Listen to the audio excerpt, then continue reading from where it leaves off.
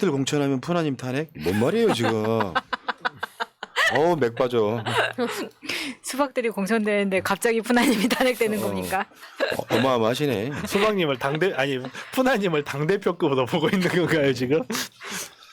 자, 지금 이제 밑밥 깔기라고 하는데 계속해서 당선되기 쉬운 곳에 국민의힘 검사 출신들을 공천한다. 그러니까 나 주호영이가 얼마 전까지 원내 대표였었잖아요. 주호영 그러니까 국회 짬밥 엄청난 사람이거든요. 4선인가 5선인가 그래. 근데 그 주호영이가 현역이 무소속 출마 가능해야 된다. 이게 뭐냐면은 검사들이 공천되고 나면 이 사람들이 탈당해가지고 무소속으로 나가. 그 동네가 TK야, TK. 공천 못 받으면 인기 있는 놈 나가고 당선 돌아오잖아요. 그거 해야 된다고 이야기하는 거예요. 미리 지금 밑밥 깔고 있는 거야.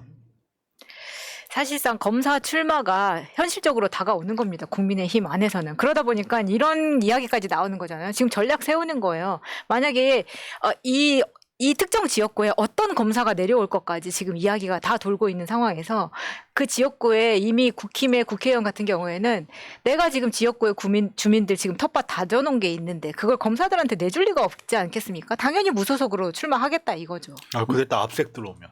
근데 저거 잘못 생각하는 것 중에 하나 있어요.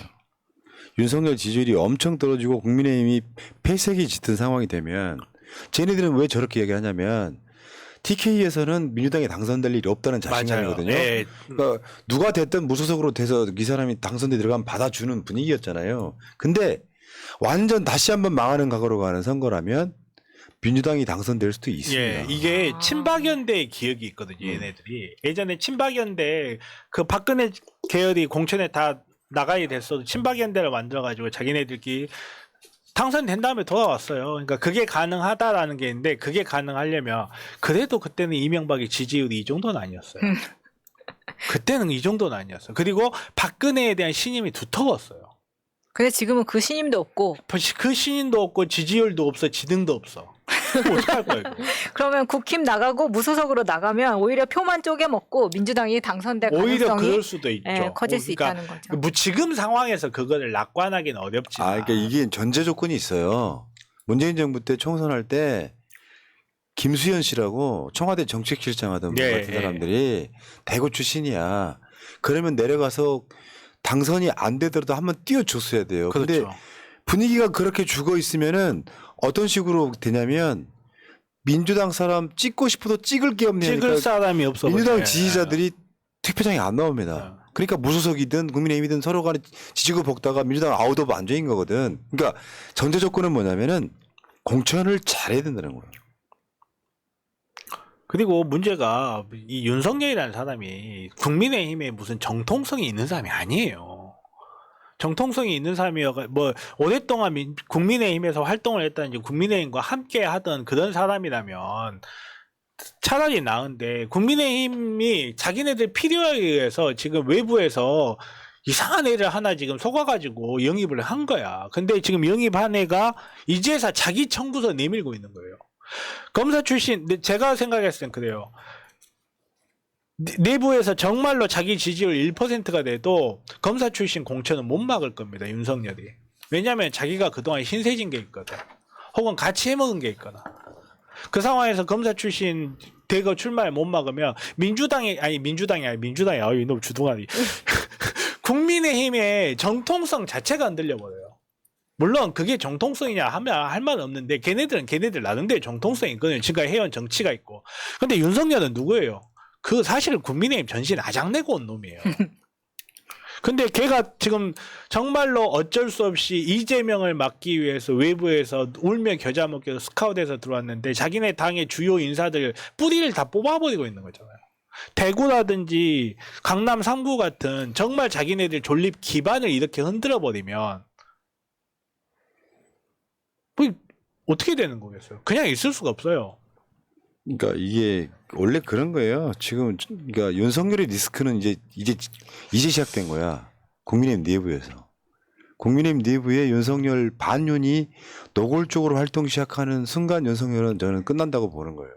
박근혜 탄핵도 똑같았거든요. 내부적으로 반발해갖고 거기서 한 40명 뛰쳐나오니까 게임 끝. 이렇게 되는 거랑 약간 비슷한 맥락인데 예를 들어서 하태경 지역구에 석동현이 지금 하태경 지역구를 누비요. 그러면 하태경은 불편한 거야. 많이 불편하죠. 윤석열의 40년직이잖아요. 근데 하태경 지역구에 뭔가 사무실 차렸다더라 소문 나기 시작하면 그냥 씨발씨발 하는 거예요 지금. 내가 그렇게 빨았는데. 그래서 하태경이 그렇게 당하다 보니까 옳음말을 합니다. 대통령과 가까운 친윤검사 출신이 5, 60명 되지 않는가. 그러면 우리 당 망한다. 당 없어질 것이다라고 강력하게 반발하고 있다. 그러니까 이제 저쪽은 신경이 그것밖에 없는 거예요 지금. 근데 그렇죠. 윤석열은 아까 한 5, 60명이라고 이야기를 했는데 그렇게까지 많이 하긴 좀 힘들 거예요. 그건 프레임에 빠지는 거지. 왜냐하면 검사 정권이어서 무능한데 또 검사들 대거 공천한다고? 그러니까 지금 이미 저런 식의 이야기들이 검사 대거 공천을 막는 효과가 분명히 있어요. 근데 진짜로 정변 이야기처럼 정말로 대거 한 막 몇십 명 공천한다고 생각해 봐봐. 그러면 선거 그냥 지는 거예요. 근데 윤석열 할 가능성이 높아. 왜냐면 윤석열은 대통령 하기 싫다고 내가 말했지. 일본한테 무덤도 꿇는 애가 뭔 짓은 못 하겠습니까? 자기 이제 퇴임 후에 뭔가 안전장치다 이렇게 표현하는 것도 있지만 어쨌건 그 와중에 아무도 관심 없는 금태섭 신당이 지금 꿈틀꿈틀 하고 있어요. 그저 김종인이 이제 금태섭은 대선 내보낼 수도 있다 같은 이 웃긴 놈들인 게 아니 저 양반은 진짜 떴다방 복덕방 사장님이신데 너무 오래 해 드신다 진짜. 저 핸드폰 커버 빨간색인 거 좀 보세요. 너무 저거 찜질방에서 아줌마들이 전화 받을 때 너무하네 진짜. 전화 받을 때 커버가 얼굴에 반을 가리고 그건데 지금. 저는 이런 이야기에 동의하지 않습니다. 아니 근데 금태섭하고 김종인 생각이 틀렸습니다. 수도권 30석 이런 이야기도 하는데 틀렸다고요. 잘 생각해봐요. 윤석열이가 못하고 폭정이 막 많아지잖아요. 그러면 제3당이 들어설 공간이 확 줄어들어요. 줄어들죠. 그러니까 민주당이라고 하는 당이 그나마 윤석열을 폭정을 막아라라고 찍어주는 표가 더 많아지는 거예요. 그래서 민주정부 때만 진보 정당들이 의석을 얻는 거예요. 만만하니까. 그러니까 블루오션 놀이는 핸드폰 회사들이랑 비슷한 거예요. 삼성하고 애플하고 있으면 삼성도 싫고 애플도 싫다 이런 애들이 있어요. 꼭 보면. 그래가지고 뭐 이상한 투명한 핸드폰 산다고 외국에서 직구하고 막 이런 애들 있거든. 근데 삼성하고 애플이 정말로 치열하게 다툼하면서 시장을 다각화하면요. 그 밑에 그 사이에 있는 애들은 다 죽는 거예요. 그냥. 똑같아요.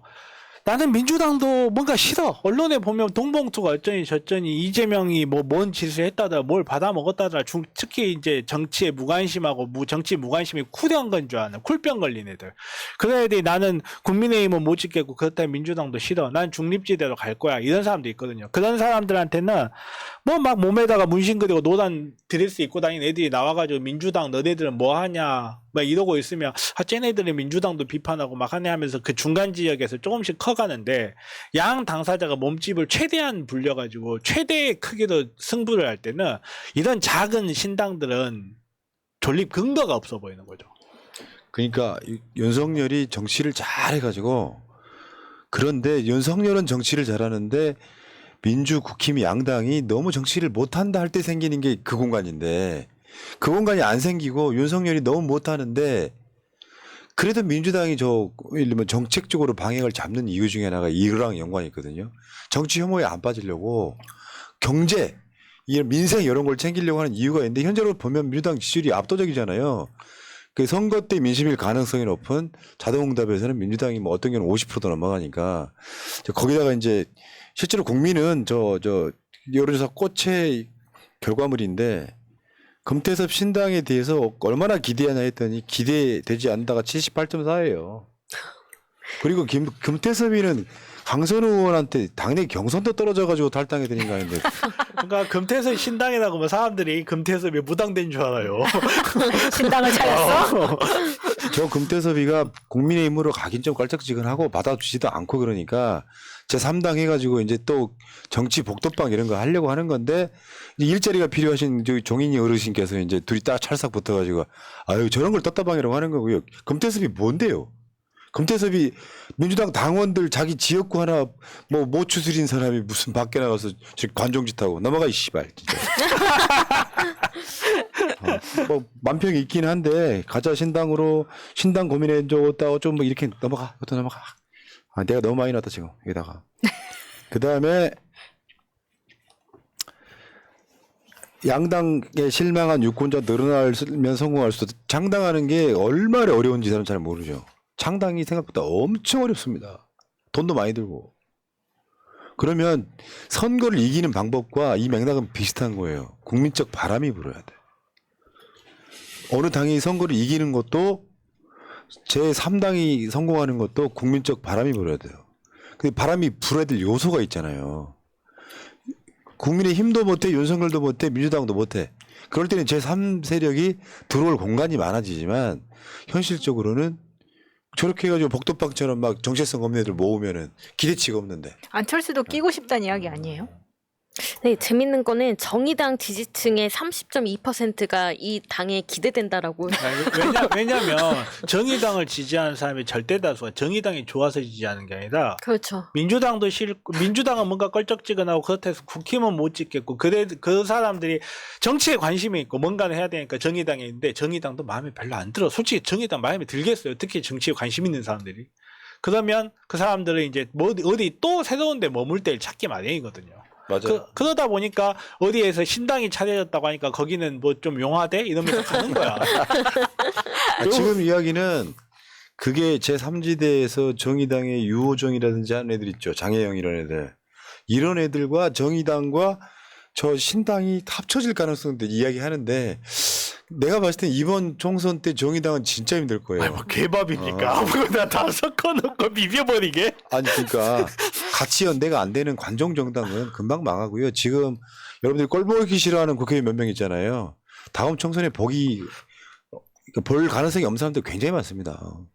조정훈부터 시작해가지고. 그렇죠. 볼 일 없죠. 이제 볼 일이 거의 없을 거예요. 자 여기까지 하시고 자 다음 주제로 한번 가볼까요?